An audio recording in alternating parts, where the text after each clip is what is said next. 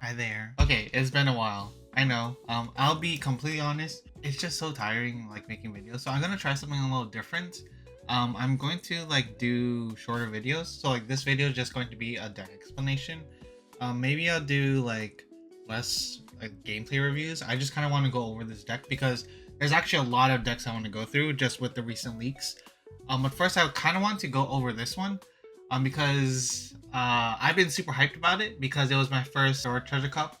I don't normally do like big events, so I was pretty psyched to know that I won. I won 4-0, 12 people. I know to those it might not seem that much, but to me, it was pretty big just because I don't normally do those events. So big W for me. They're not taking that from me. Anyways, so I want to go over. Actually, here's the deck list. Bang, right there. But I want to go over the deck list. The thing is, I can't find it because I made way too many deck lists, as you can see. So I thought it'd be cool if we could just like build it together, and I just explain my thought process on like the cards I'm adding in. So I'm gonna go and do that. So before we do anything, I'm just gonna go over the games I played first. Okay, so here's the 4 rounds I went through. First round, it was versus Green Purple Luffy. This Smoker is a control deck without any of the actual control because I hit none of the control during this entire tournament. The only time I actually hit it was against the Gecko, so that was kind of funny. So first, it was against Green Purple Luffy. I got to go first, thankfully. Actually, usually when I do tournaments, I just like ask my opponent like, do you want to go first or second? And then if we want the same thing, then we roll. It's just easier that way for me. But yeah, so like they want to go second, I want to go first. I'll be honest, I never actually faced any Green Purple Luffy's until that day. That was like my first actual. This is my first EBO2 tournament, so I was a little nervous. I was like super nervous, but yeah, I didn't really know how this matchup was faring to be. So I actually had no actual practice. So I'm not sure if Green Purple Luffy wants to take first. I feel like Green Purple Luffy would want to take first against Smoker, just because Smoker first curve is so powerful. But I guess he was okay with taking second. You know, I want to go first anyway, so no complaints. I went against a Gecko Moria round 2. Bracket Demon. I really hate facing this deck, and the guy who plays this is super good with him. I was lucky enough for him to not have Prona on turn 2 swing because that kind of would have messed everything up. I was like sitting there for a while just trying to figure out what to trash because all my cards are really good. I'll go over my Gecko Moria game like I guess while I'm building the deck. I just kind of want to breeze over the matches I had. My third round was Red Yellow Bella Betty. Great player. He's been getting really good at the deck, so. And you know what? That deck is like a really good one to invest in. I'll be honest, I kind of underestimated it, but you know what? Like, it's lasting. I thought it sucked. It's lasting, so I'm wrong there. And then my finals match was against a Red Zoro. I hate playing against this guy. He's a super good player. Very methodical, very thoughtful, and like it feels like he can read my moves, which is the part I hate the most. But we kind of both misplayed at the end, so. Yeah. Anyways, those are my matches. I just kind of want to go over them. Let's actually get to building the deck. So let's start with the cards in OP10. Virgo, self-explanatory. We're running a control variant, so we're going to be running mostly Punk Hazard and the 8-cost kid. When OP11 comes, we don't take this out, I believe, or I think we only play 2, but we want to play, I forgot the searcher, I think it's Peacock. It's one of the 2 waifus in OP11. Next up we have Sanji. Again, staple in Smoker no matter what kind of style you're playing. And same thing for Chopper. Just a really powerful 2K. And I actually kind of want to explain this. So, your perfect curve with Smoker is Sanji on turn 2, which is when you're at 3 Dawn. And then 5 Dawn, you play out the 5-cost Smoker. I did not, in that Gecko Moria match, I did have the 5-cost Smoker. But I was a little scared that it was going to get KO'd. So I didn't want to actually play it out because I had no Tashigi. So instead, I opted to play out a Chopper on 5 Dawn, stick 1 onto Sanji, and then leader effect to swing 7/7. Because in my head, I want to be a little more aggressive. But yeah, that's my thoughts on the Chopper. It's a really good option if you don't have Smoker. Plus, it's a 2K. Anyways, next is Monet. Monet, I love this card. I love Monet as a character, and this card's pretty good. Unfortunately, Monet didn't see any action in my tournament run, but you know it's still a great option if you're going second and you don't play this out in turn one. You play this out a little later, but it's still a great option because it kind of enables you to swing higher when you play out Kid, because you could just affect on Monet, or it enables a much meatier Mulligan target. Like you can Mulligan the Sanji pudding with the Monet. So super powerful there. Plus you could swing 9k with Smoker. Okay, any more red? We have Igloo or Kamakura. I like calling it Kamakura. The English card says Igloo. This card is super clutch. This card is actually what won me the tournament versus the red Zoro. Just because I kind of misplayed with the Zoro. Just the misplay I did was I miscounted my Dawn. I thought I was going to my 8-cost Kid turn, but I was only going to 7 Dawn. So that was a little scary. I took life aggressively because I thought I was going to 8-cost Kid. You know, math be math. Admittedly, the Zoro got a little aggressive just because we are both at like 1-0 life. But this ultimately saved me. I was able to neg his Sanji enough to be able to counter out of it, even with the +2/+2 effect. Sorry, I'm talking about the 2-cost Sanji that takes life but boosts to 7k. For the green cards, we're running Smoker, we're running all 4, and we're running 4 Tashigis. I think these two are kind of self-explanatory. This is your bread and butter of the deck. Unfortunately, I never played Tashigi this entire tournament. I just never saw it on curve. And when I had Kid out, like, it was just not worth it to play. I'd rather have the counter.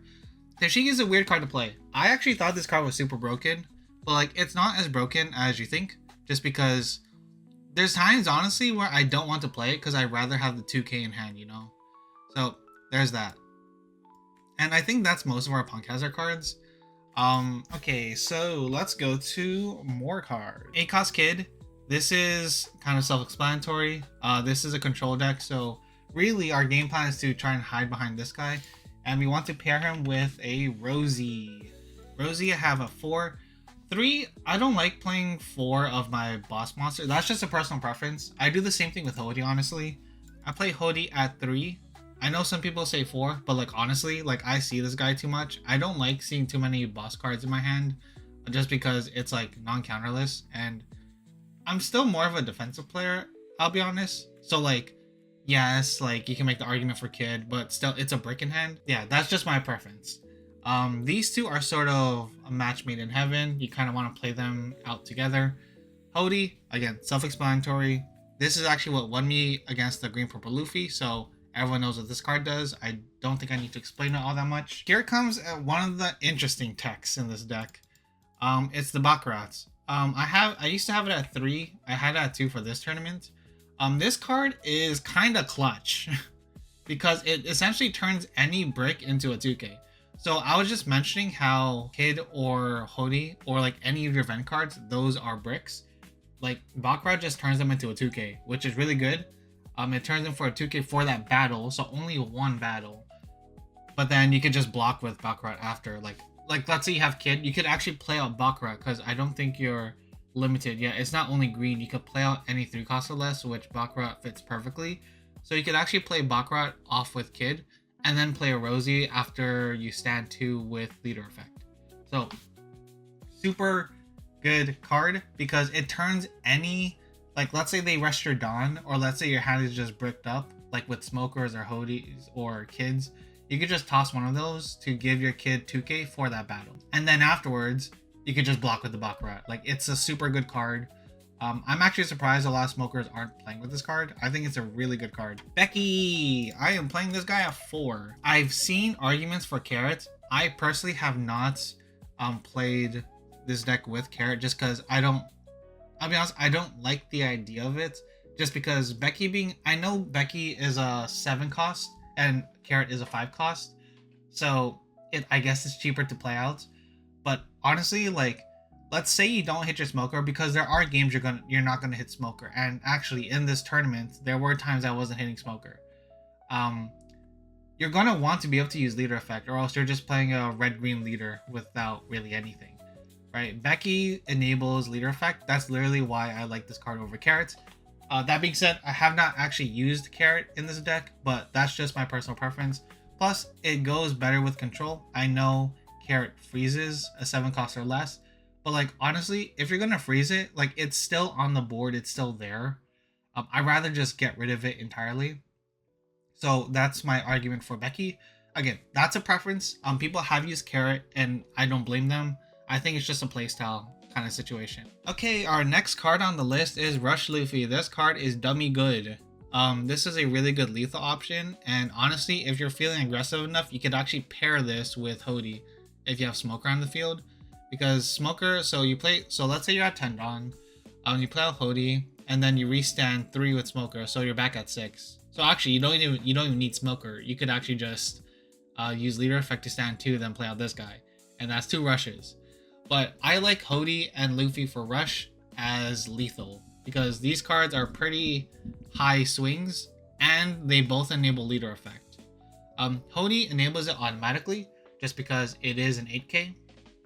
Luffy doesn't, but if you attach a Dawn from swinging with Luffy, that enables leader effect, granted that he stays alive. So be careful there. That is also another option if Smoker isn't on your board at your 5 Dawn turn, because you could do turn 1, turn 2, play Sanji, and then turn 3, play out Luffy. Attach 1 to either Sanji or Luffy from Luffy effect, and then from there you could restand 2 Dawn. So you're swinging 6, 7, 7, which is pretty strong on a turn 3. So thoughts, food for thoughts. Okay, our next card, Mulligan. Everybody knows this card. This card is busted. This pops a 7k. Granted, you have a 6k on the board. That is how my Chopper died during the Zoro match. I was so upset he died, even though he's 7k body. But you know what? Honestly, he doesn't deserve to be a 7k body. That's kind of nutty. Like 2k power on opponent's turn plus 1 from Smoker effect, which is crazy. Okay, we got our 1 of tech, Luna. This card is literally for green purple Luffy, and I was actually able to use it against the green purple Luffy. I think that's also another reason why I won the game. I was getting really low on life, and that match I actually did not see Kid, so it was getting a little scary when he had Sanji Pudding on the board and Zoro Juros. So I was able to freeze his Sanji Pudding with this, and then just like take care of everything else with just swinging or like Becky. I will say, one of my favorite combos, I'm not sure if people do this. I don't think it's good. I just think it's funny. You could Hody Jones to rest 2 character and then restand with leader and Smoker, or with leader, whatever, and then just play Luna. Like, cause that's funny. To me, that's hilarious. Our next card on the list is Otama. Honestly, I don't think there's any explanation needed for this. It's a great card, especially in paired with Becky. Although it is kind of hard to use because you're giving up a 2k. But, I mean, still, it does get rid of your Sanji Puddings, your Hodis, etc. I think, yeah, it gets rid of Kid as well. Otama into Becky. But then, again, it is a lot of resources. So there are times where you'd rather just, keep the cards in hand. I was actually in that decision versus the green purple Luffy. Sometimes it's better to just keep the counter, because ultimately your game plan is to defend the Kid. But we have routes out of if we miss out Kid. That's literally what this rush, Luna, these events are for. There are the other outs when you're not hitting Kid. There is one underlying mistake in the deck list I showed at the beginning. Yes, that's the deck list I used at the tournament, but I had a card that wasn't as good as I thought. And someone pointed this out, and I'm glad someone pointed this out. I was trying to run this card as a one of, because in my head, being able to rest and attack into is just a really good option, if you just don't have any other play. And honestly, it's a 1k counter, so like it's okay anyways. I didn't end up using it in the tournament. I just honestly used it as counter, so like it didn't really affect the result. But what I didn't read was that it's locked to Straw Hat Crew. That's my fault. I didn't read it. I'll be honest, before this tournament, I was practicing with green purple Luffy a lot, so I was just used to being able to do it. Note to self, read your cards. But like honestly, it still could attack rested characters, but like honestly, you would rather use your resources for something else. I was playing this card for the on play, which ultimately didn't work. Good thing I didn't play this in tournament, or else that would have been a really bad misplay. What can we put in place of this card? What I would recommend is Baccarat. I used to have Baccarat at 3 anyways. You could also play this Zoro. The Zoro is also good in tandem with Kid. Or you could play another Mole Pistol. All these are good options. Or honestly another Luffy. Or another top end. Like, there's a lot of options you could replace this with.